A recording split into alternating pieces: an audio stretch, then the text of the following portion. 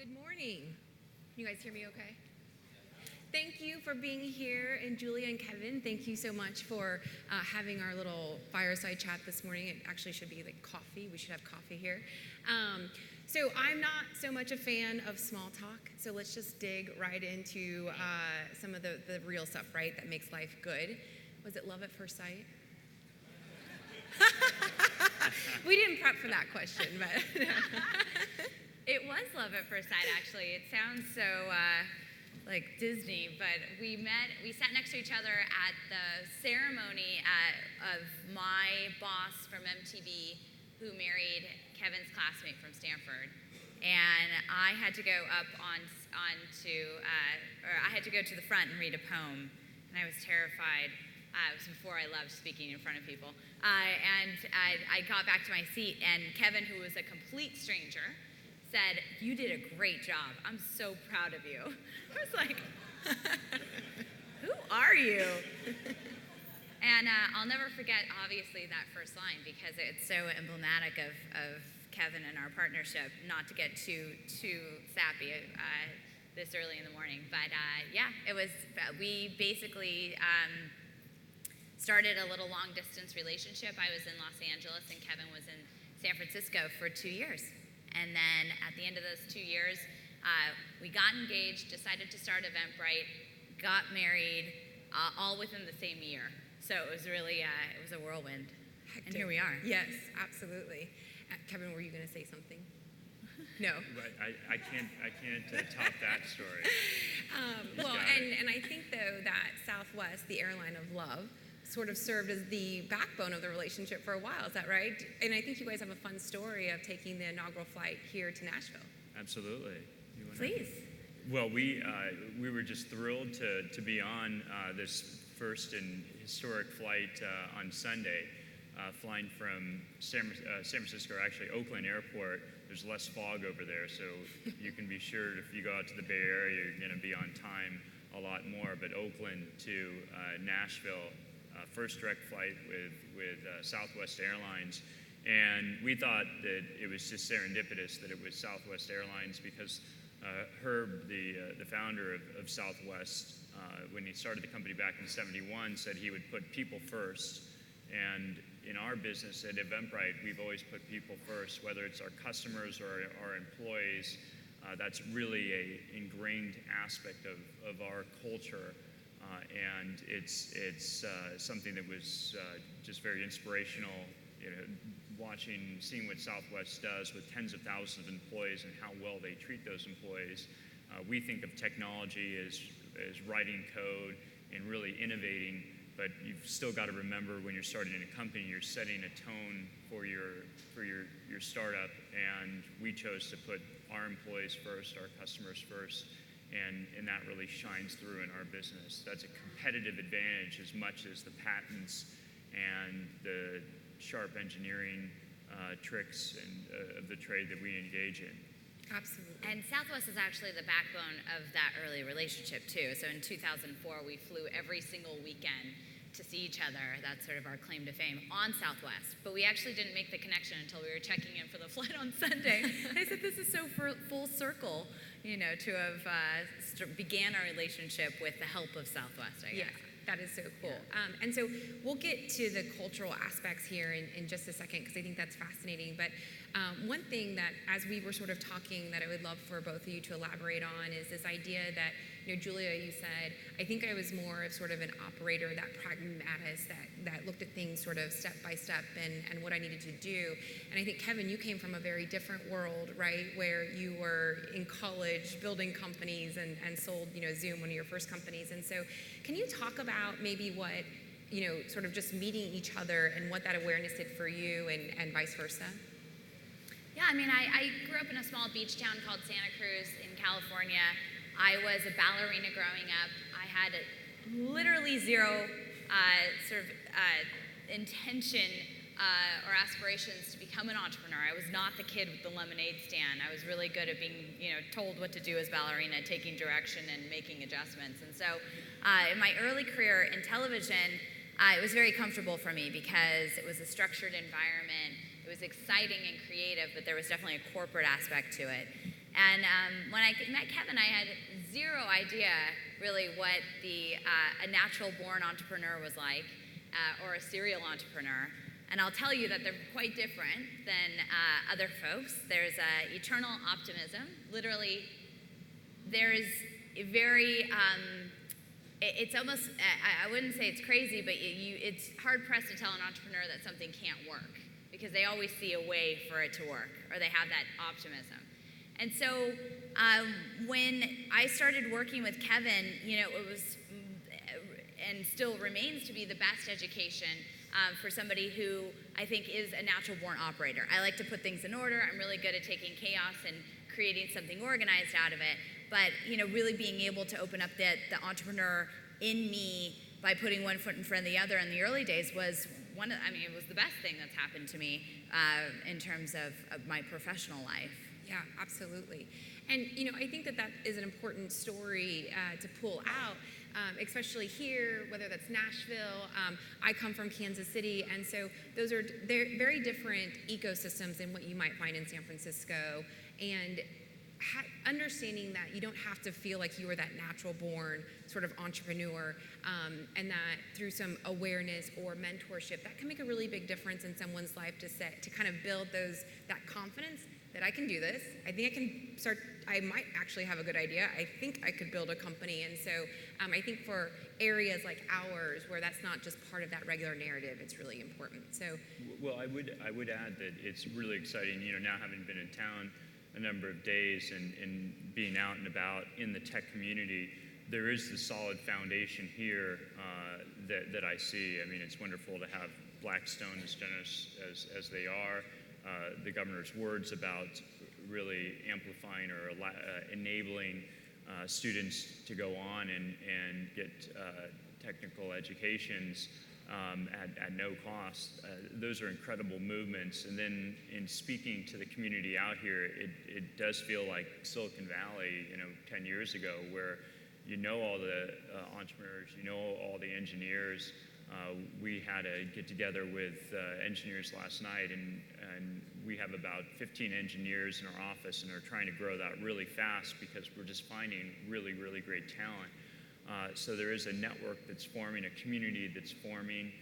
It needs a lot of different elements to get up and running. We're really excited that Eventbrite, that we've set up a second office here in the United States outside of California, right here in Nashville, and we hope to keep that ball rolling. And I definitely see the seeds of growth of a thriving tech community. It's coming. That's awesome. Hats off, Nashville. That's very cool that you guys will be here. So let's talk a little bit about sort of the early days of Eventbrite. And, Kevin, I think one of the areas that you really like to emphasize is sustainable growth and what that means. You had made a comment that said, when you were previously with Zoom, it was sort of feeling like you were on your heels, especially as going into fundraising. But that with Eventbrite, you guys have worked really hard to be to sort of be leaning forward, right, being sustainable. Can you talk about what does that mean, and how have you positioned the organization to do that? Well, I would talk about the early days of Eventbrite as a period where for almost 2 years we bootstrapped the company. Just three of us, three founders, and that's in my mind a very important aspect. In the Valley, you could say it's almost a disadvantage that there's so much capital awash in Silicon Valley. I was talking to one of the preeminent early stage investors, and they were receiving 15 referred new startups per day. So that's 15 new companies coming through the transom into their offices. And they're seed funding these, meaning they're funding them without a product created, with usually just an idea on paper. And starvation is a good thing, or lack of resources is a good thing. It gives that environment to create and do so with very little resources. And Julia Renault and I, Renault's our third co-founder, we decided we wanted to build the business responsibly without initial funding. We didn't take salaries for some time, and really grow a business that was customer-centric, really focused around the customer and got the product right.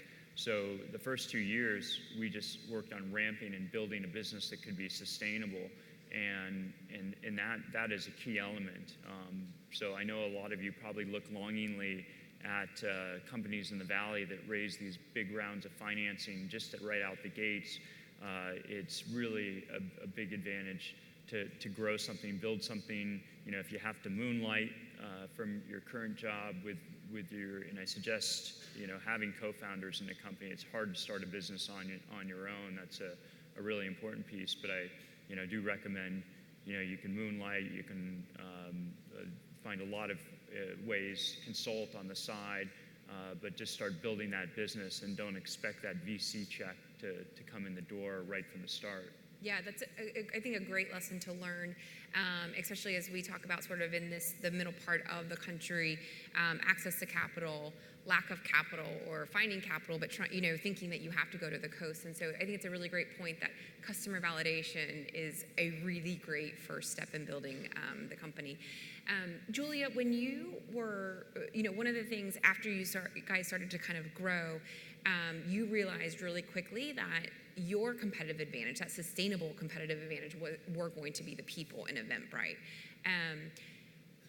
Started with that core, but now growing. So first of all, maybe what was that moment that you realized that and you said, hey, I'm going to focus on this, but then also, how do you deal with the tension of, I'm building a company, we have all these other things, and then the people, how do you keep people first and not let yourself get distracted? It's a great question. So the moment in time where I realized that I wanted to focus the bulk majority of my role on people came when we raised our first round of institutional funding. So to Kevin's point, we went about 4 years before we raised money. We actually went out the year prior, 2008, really great year to go out and raise money, and failed. We didn't raise the money that we wanted to raise. So in 2009, we came back out to present the company and the results, and we actually had this, again to Kevin's point, this really great growth year where we had very little resources and had to really dig in and grow the company, and thankfully we saw some great traction there. So we went out at the end of 2009 and we raised our first round of $6.5 million, and we knew that money was going to go towards growing the team because we had a very lean team of about 30, and we were actually going to more than triple that team in that next year to 100. And for me as a first-time entrepreneur, I mean, everything's new, so it never gets boring. But inherently, I understood that at 30 people as a team, 100 people as a company, and I was acutely aware that we had other companies that had started in our same time frame who had grown really quickly. They had poured people into their company. And I was noticing that the wheels were kind of falling off the car, and that through this hyper growth, they were sort of losing up their identity or not, creating a culture they were proud of and having to go back and correct that. And so I really felt like it was inevitable that we'd go through the same thing, but I also felt incredibly unconditional for our company. It's not unlike your first baby, your first child. You have this unconditional, irrational love. So I wanted to do everything I could to sort of reverse that inevitable trajectory or make it something different. And that's when I came to Kevin and said, what if one founder, 1/3 of the founding team just came to the table of every major decision thinking about the people, or who we call ourselves the Brightlings. We have a cute little name. And so he was really supportive of that, and I think it was something that was unknown to me. I learned everything for the first time, but following my instincts, knew that, it's not a new concept. I mean, Herb and Colleen from Southwest, in the 70s decided to put people first because when push came to shove, if those people were happy, they would put their customers first. Sure. And so we really started to grow this idea that Eventbrite was going to be a people-centric company. And I didn't know what the culture was going to be because it has to be a true manifestation of those people to really be authentic and Sure. to grow. Yeah, and it's such a great story because at the end of the day, we are all people, and the only way that anything gets done is by individuals. And so, kind of taking a personal sort of question here, then.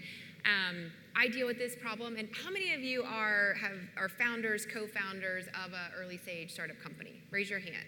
Okay. So I would suspect each of us have been through this, would love to get some advice here.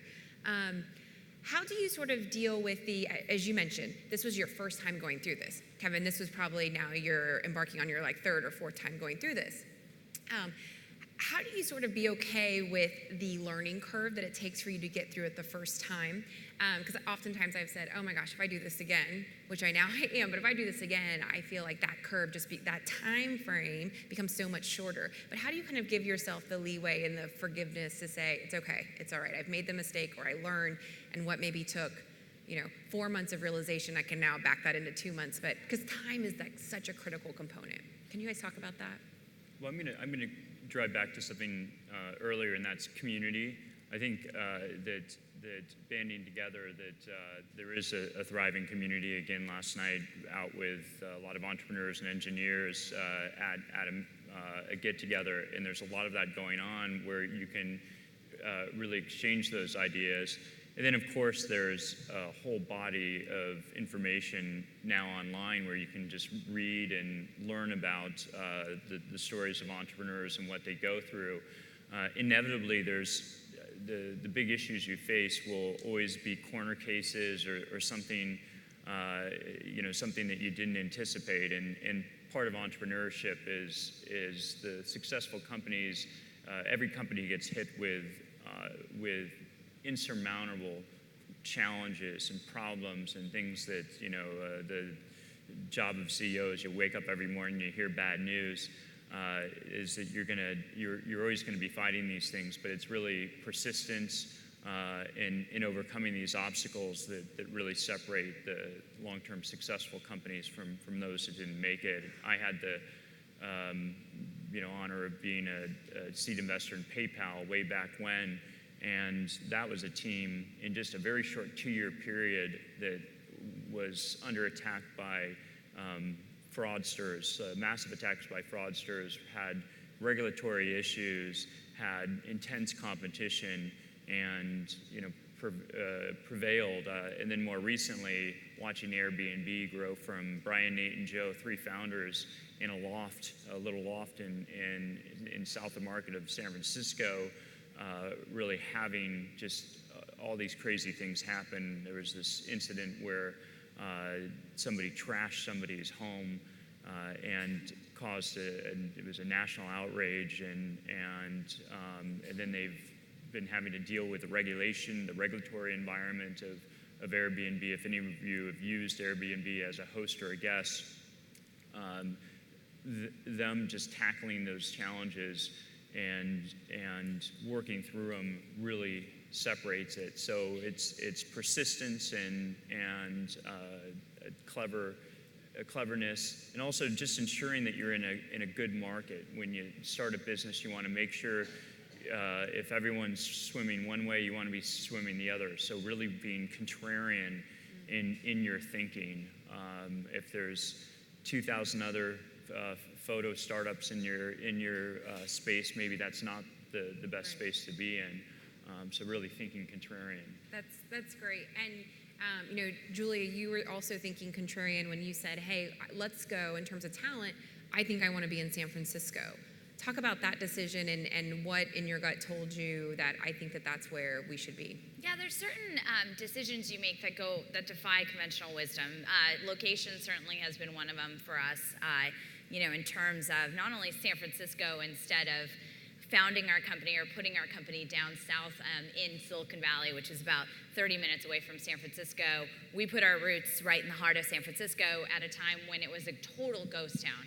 And Kevin actually studied history in college and post-grad, so he's quite the historian. He'd walk me down the street and point out all the companies that had gone under in the bust, and these empty buildings. And within a matter of 24 months, it was completely packed to the gills. And to Kevin's point, because we stayed in San Francisco for a couple different reasons, we really love the city. That's where we've decided to set up our life. But there's great talent in the city. But the city also, San Francisco, is also a vibrant community of live experiences that run the gamut. And so having that in our backyard as sort of a testing ground for Eventbrite, the product, has been incredible.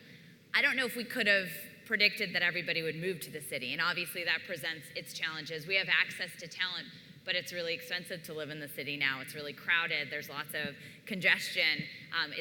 But on the flip side, it's a vibrant community. And I think analogous to Nashville, as more and more people move to Nashville, I mean, heck, some people are moving from our San Francisco office to Nashville, so it's a great thing. But I think that finding that community is so important, and Nashville wasn't the obvious choice for us to choose. We had a list of sort of the usual suspects that you look at when you're going to open up your second domestic office as a tech company. It was Denver, Salt Lake, Austin, and Nashville was on the list, but it was definitely the sort of not most obvious choice. And the fact that we chose Nashville for a variety of different reasons, including but not limited to the vibrant events community, the bright talent, the really friendly atmosphere that is perfectly poised to surprise and delight our customers. Finding Nashville a year ago and putting our roots down was, again, one of those sort of, we kind of were contrarian in our choice. Or anytime I tell people that our second domestic office is in Nashville, they still raise their eyebrows on the West Coast. They're like, oh, Nashville. And I'm sort of torn because I want to shout it from the rooftops, but I also want to keep our competitive advantage. But I think that for us also putting people first, to come back to that original point, is sometimes contrarian, and it isn't easy, and there is tension, and it's great because both of us have the same ethos, but I think that we can have this really great tension between our business and what our aspirations are and how we motivate people. And so you don't have to forsake one for the other, but I certainly have had times throughout the life cycle of Eventbrite where I've wondered if I've made the right choice. Right, yeah. And I think such a good point there that it is community, and that, I think things like this, 3686, I'm in Kansas City, and these pockets, we're starting to form those communities, and the more density you have, it's just great to talk to those people who are in sort of the same stage or have had similar experiences to you. So really good point. Kind of also then going back to not only community, but having, Kevin, you mentioned a point, hey, you should, having a co-founder is really important. Talk about, what is your perspective on that? Why not go it solo? Why have a co-founder? Yeah, there are cases with single founder companies, but my bias and one aspect of my investment philosophy is I invest in companies with just 2 or more founders, and you need balance. You need somebody, in my opinion, you need somebody that you can really counterbalance your strengths and weaknesses, counterbalance. You may have an idea, but you really need that yin and yang, that push and pull to really challenge your thinking and challenge your decision making. And it's also it's a hard battle, and having a teammate or a team to undertake that is critically important. So you just look at the success rate of single founder companies versus companies that have multi-founders. And the multi-founder companies are just statistically more likely to win for, in my opinion, those reasons. Yep. Let's kind of transition a little bit to sort of where we are today, where Eventbrite is today.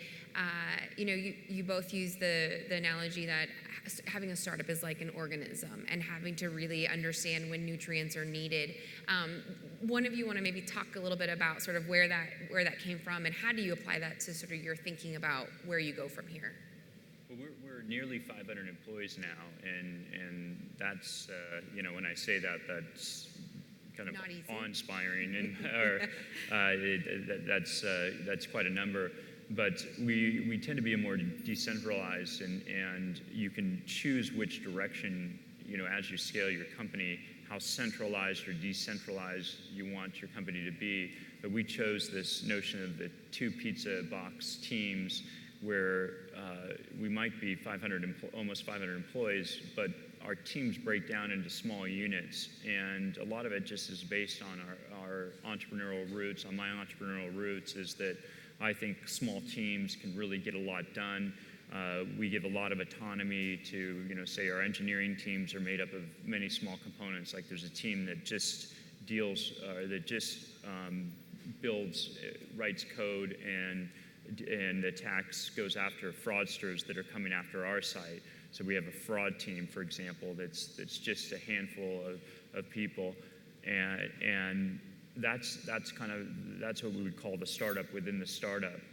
So as we scaled the business, we looked to see where we really needed to build our strengths in the business, but then we would build small entrepreneurial teams to take that on. If you really fast forward or look at some of the largest companies in the world in the internet sector, like an Amazon, they in a sense do this on a large scale where they take these bets and they build within themselves. They've got the core business of selling books and the like, but they also have created AWS, which is their cloud hosting service, and that started from a small startup with an entrepreneurial roots inside it, or their Prime subscription was started from small roots inside of that business. And there's many more examples. So we tend to follow that pattern for scaling up our businesses, is compartmentalizing it. Yeah, that's excellent point, because I think there's a lot of early stage companies that struggle with the, they got the fundraising and then they did have to grow from that original 5, or, and how you keep that. And so I think this concept of creating a framework of those small teams throughout, whether you're 5 or 500, is a really important thought. Julia, so I'm going to ask one more question, and then we're going to open it up for some Q&A. So make sure you guys are ready, and there's mics here in the middle. But wanted to ask you, now, as you guys look forward, you are looking at being truly a marketplace of live experiences. Which, when you think about that, and I think of Eventbrite, I'm like, well, yes, of course, right? But that's probably not the first thing you said on day one. So how does that evolution kind of happen? Because when you try to explain Eventbrite, maybe that first week you explained it in 7 sentences, and now we can say we are a marketplace of live experiences. So what is that? How did you get there? Well, I think that we originally set out to build a suite of tools that would enable anybody to become a successful organizer. Our first inspiration was really around how do you democratize an industry. Kevin's company prior to Eventbrite was in international money transfer, so you have Western Union as being characterized as poor customer service, high fees, and an experience that is very lacking and that doesn't really have great innovation or technology. We saw a parallel in ticketing. We didn't actually see any way that this large population of people could actually bring others together successfully on one platform that was self-service. And so the 1.7 million events that we ticketed last year are many sort of a culmination of many different types of organizers who are entrepreneurs in themselves in local, hyper-local areas that are, hosting many types of experiences. This, 3686 represents those almost the head of the inventory if you were thinking about it in a long tail. So in the beginning, we had a hunch that this could be a big market and we could fill a need. And then as we started to grow, we understood the power of promotion, the power of the social graph vis-a-vis events, and how we could help organizers actually sell more tickets, not just sell some tickets. And then, about 2 years ago, we realized that we had a lot of active consumers on the site who are buying multiple tickets for different events on Eventbrite, but they weren't actually connecting the dots that Eventbrite would be a great place to come to discover great live experiences. We were just a pass-through, a utility. And I think we're in that third phase of evolution where we're building hooks for consumers to really understand that this is a great place to come to discover great things to do. We're about 1% of the way there. Right. So it's exciting to be, a team of 500 great people. Last year we processed $1.5 billion in gross ticket sales for organizers, but really starting from square one. So building this global marketplace is going to take time. It's a complete muscle change for us internally, which is exciting and challenging. But I think that Eventbrite actually has the opportunity to become that one-stop shop for all live experiences. And I'm really proud of building even the opportunity. But it's terrifying because I think it'll take a ton of work, and it's not a foregone conclusion that we'll succeed. So it's like being a scrappy entrepreneur yet again, which is exciting. Which is totally fair, right? It probably should be terrifying. At the same time, should be very proud that both of you have been able to get to this point to embark on this new. So at this point, let me open it up to questions. Does anyone have any questions? Awesome. Okay.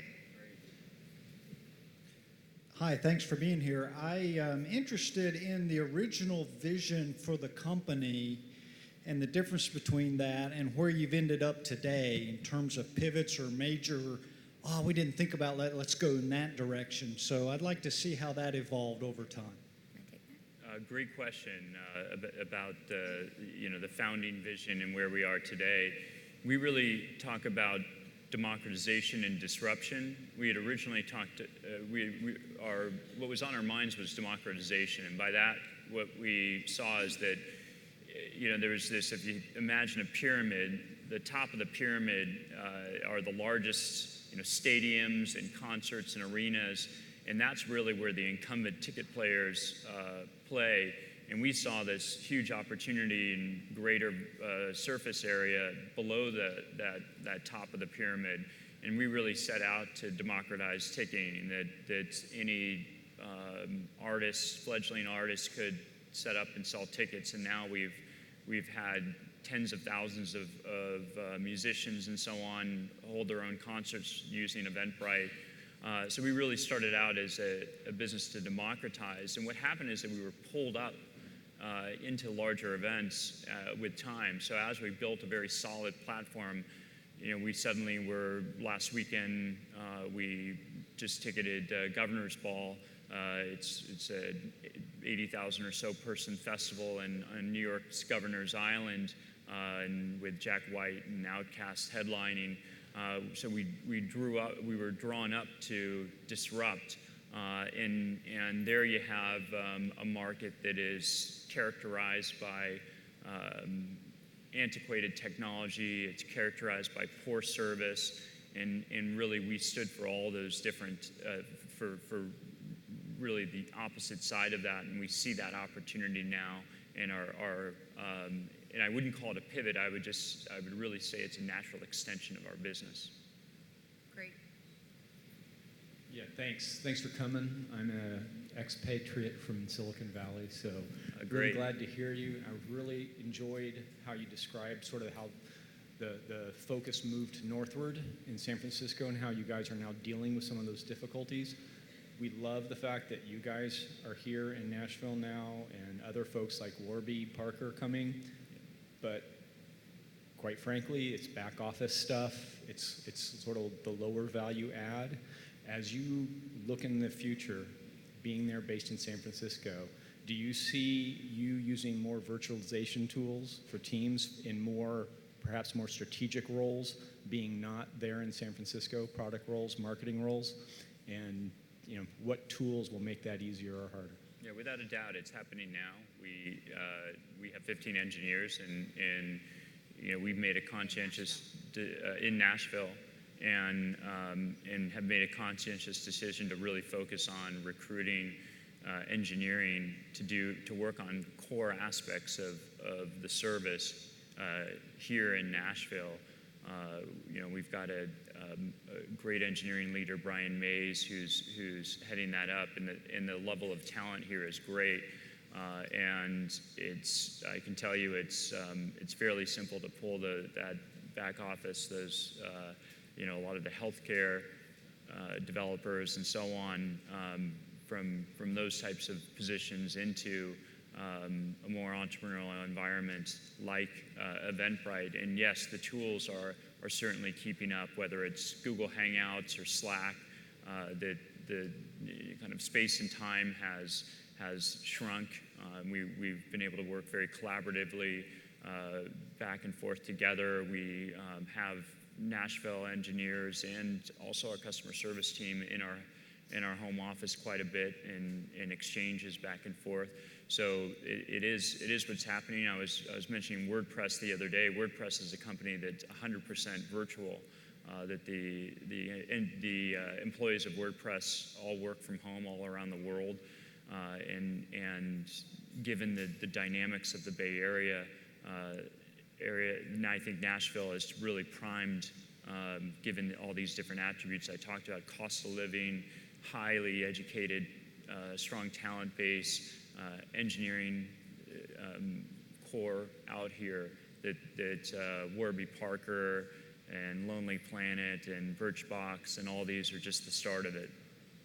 Yeah, our local engineering team here, we was just such a surprise when we came out here. We came out with the intention of setting up our second domestic office to focus on customer experience, and we got a hunch very early on that there was a really strong engineering community here, and what we found was beyond our expectations. And so we spent a lot of time with the team in the last couple of days, and they're one team and 15, so it's a nice feel, but they're working on different parts of the product directly with San Francisco. So everything from back-end infrastructure and payments to SEO to how our organizers create events in the front end. And we were blown away. I mean, there's no doubt that this has been just such a boon for us in terms of finding really great mid-level to senior talent that can jump right into our core product. And so we'll continue to grow that team. And I think the sky's the limit in terms of who we're going to put here. And we've actually, as I mentioned, had people move from San Francisco to Nashville, which is another bonus or a key performance indicator, I think, for the office. That's excellent. That's excellent. Thank you.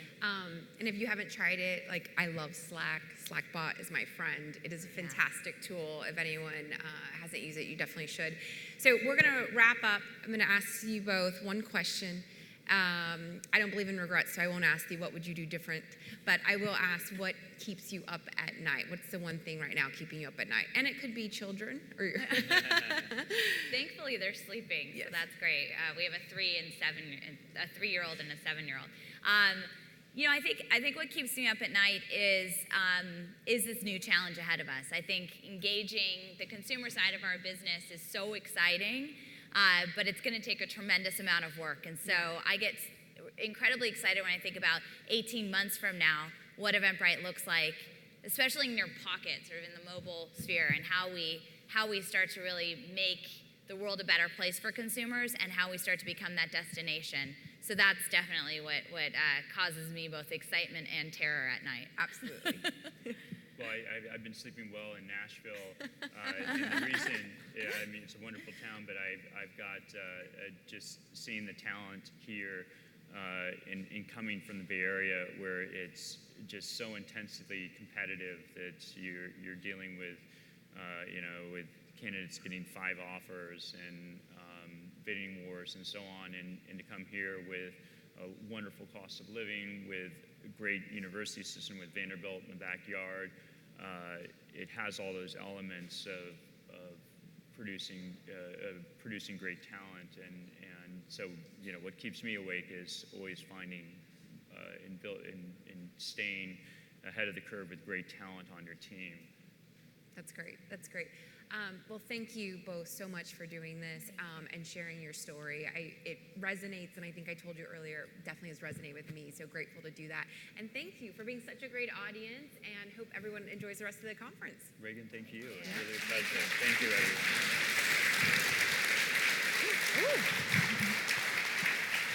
All right. Reagan, Julia, Kevin, thank you very much. All right. Very quickly, this is the part